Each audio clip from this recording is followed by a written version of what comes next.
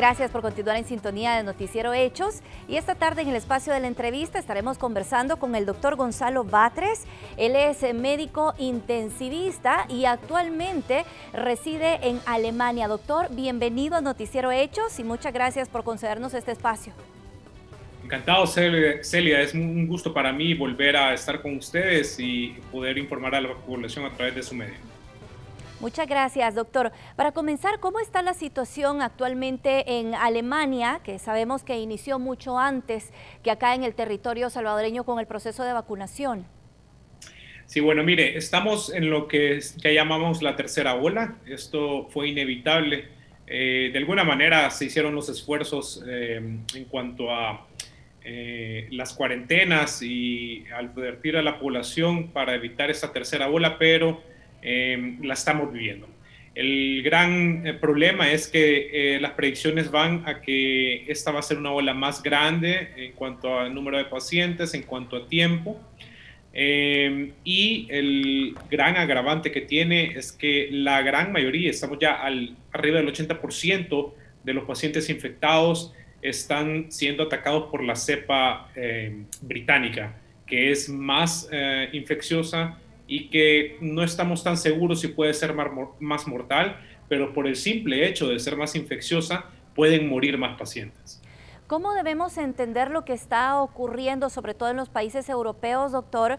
Porque existía esta esperanza de que al iniciar el proceso de vacunación los casos irían a la baja, pero estamos viendo que en países como España, Alemania, se ha registrado una segunda y en este caso usted mencionaba hasta una tercera ola.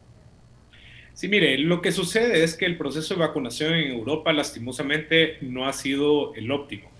Europa, con la política de solidaridad que ha garantizado a la Unión Europea una repartición equitativa de las vacunas, ha sufrido porque la cantidad de vacunas que han estado dispuestas para cada país al final se han disminuido. Si vemos en porcentaje, toda Europa sí ha recibido cierta cantidad de vacunas que puede ser importante, pero a la hora de distribuirlas por país se vuelven muy pocas. Se priorizó también los grupos etarios, el personal de primera línea, y dado que las vacunas han sido pocas y que se ha priorizado estos grupos primero, la cantidad de enfermos ha predominado en jóvenes entre los 40 a 60 años, que es un grupo poblacional que aún no había sido priorizado. De tal manera que ha quedado un gran margen de personas y de pacientes que pudieron haber sido infectados durante todo este tiempo y que todavía pueden ser infectados y que pueden caer ante la enfermedad. ¿Cuál es la recomendación con respecto a las vacunas, doctor? Porque por lo menos acá en El Salvador todavía existe temor de muchas personas, sobre todo si tienen alguna condición ya preexistente. Bueno, mire, el personal de primera línea definitivamente que deben de recibir la vacuna es el que está con mayor riesgo. A esto me refiero el personal de salud, enfermería, médicos. Se incluyen también en un segundo grupo el personal de seguridad que está en las calles, policía, ya incluimos pacientes también mayores de 80 años o pacientes con condiciones especiales como cáncer o estados de inmunodeficiencia que pueden provocar una enfermedad más fuerte. Después de estos grupos mencionados, acá se ha priorizado todo el personal educativo, lo que son profesores, profesoras, el personal de guarderías, para asegurar que los niños estén en un ambiente seguro y no se conviertan en transmisores del virus. Se ha anunciado últimamente, en estos últimos días precisamente, que estos grupos de prioridad se van a liberar probablemente en mayo, de tal manera que la vacunación ya va a ser de forma abierta y masiva para cualquier grupo etario y para cualquier persona que lo quiera hacer. ¿Hay contraindicaciones, doctor? Es decir, ¿hay personas que no deberían vacunarse? Mire, lo más importante es que una persona que se vaya a vacunar, independientemente de que tenga alguna condición de salud, alguna enfermedad, se encuentre estable.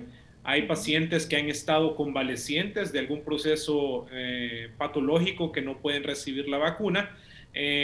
Y hay pacientes también que por una condición ya conocida anteriormente tienen un estado inmunológico muy bajo que tampoco deberían de recibir la vacuna. Pero estos son casos muy individuales que deben de ser definidos por los médicos tratantes. En cuanto al tipo de vacuna que se está utilizando, estamos en este momento en Europa definiendo cierto grupo de personas que pueden recibir algunas vacunas. Quiero referirme específicamente al caso de AstraZeneca. Se han documentado algunos eventos de trombosis cerebral. Son eventos muy raros que suceden también en otro tipo de patologías. Probablemente tiene un origen inmunológico este proceso y ya se describió prácticamente una nueva entidad, una nueva enfermedad, que es la trombocitopenia asociada a la vacunación. AstraZeneca es la vacuna que ha dado este problema y los primeros casos se observa que son sobre todo en mujeres jóvenes, mujeres que están entre la tercera y cuarta década de la vida, de tal manera que se ha restringido la vacuna de AstraZeneca, en el caso concreto de Alemania, para personas mayores de 60 años, para evitar que estas trombosis sucedan en personas jóvenes. A mí me gustaría detenerme un poco en esta parte, doctor, porque precisamente estos efectos secundarios que se han observado a partir de la vacunación hacen que algunas personas estén tomando la decisión de mejor no tomar la vacuna. Pero ¿qué dicen las estadísticas? Porque acá por lo menos las autoridades sanitarias han dicho que la trombosis también es un efecto secundario o una complicación del COVID. Sí, definitivamente. Creo, en términos generales, quiero mandar el mensaje que el riesgo es extremadamente bajo. Si quiere recibir el número concreto, estamos hablando del 0.004% de pacientes que han presentado una trombosis. Estamos hablando mucho menos del 1%. Es algo mínimo, incluso si lo comparamos con otras condiciones que pueden generar una trombosis. Por ejemplo, los anticonceptivos orales, que son masivamente consumidos en todo el mundo, tienen un riesgo mayor de producir una trombosis en mujeres jóvenes. El problema es que estamos hablando de vacunas que todavía están en un proceso de observación y eso hace que los miedos o la prudencia que se requiere para este tipo de iniciativas poblacionales sea un poco más precavido, que la persona, que los médicos incluso y los pacientes reaccionen con un poco más de asombro. Pero hasta el momento, en comparación a los millones de vacunas que se han aplicado en todo el mundo y precisamente en Alemania, le quiero mencionar, son 3 millones de vacunas las que se aplicaron de AstraZeneca y se documentaron hasta estos 3 millones 30 casos de trombosis.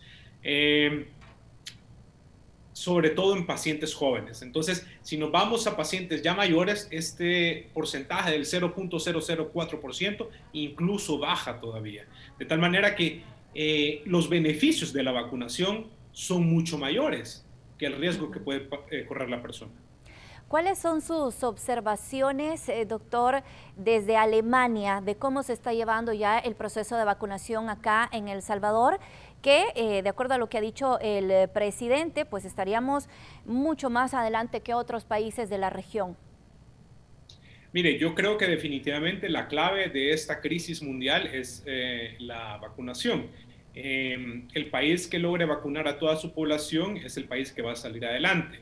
Yo veo con ojos positivos que la cantidad de personas que se estén vacunando sea mayor que otros países definitivamente, y creo que si se puede optimizar la cantidad y la velocidad a la que se está haciendo, creo que sale ganando el país definitivamente, no tengo ninguna duda. Esperamos también no solo que sea cuestión numérica de cuántas vacunas se están aplicando en este momento, sino que también la vacunación completa, porque esto es importante. Quiero citar el ejemplo de Chile. Usted sabe que Chile ha sido un ejemplo latinoamericano de cuántas vacunas se han aplicado en un corto tiempo, y a pesar de esto están enfrentando una nueva recaída de casos, unos casos que muchos no se explican por qué está sucediendo, a pesar que Chile ha vacunado a tanta población. Y es por el simple hecho que la vacunación no solo consiste en una sola vacuna, sino que son 2 para alcanzar la protección necesaria.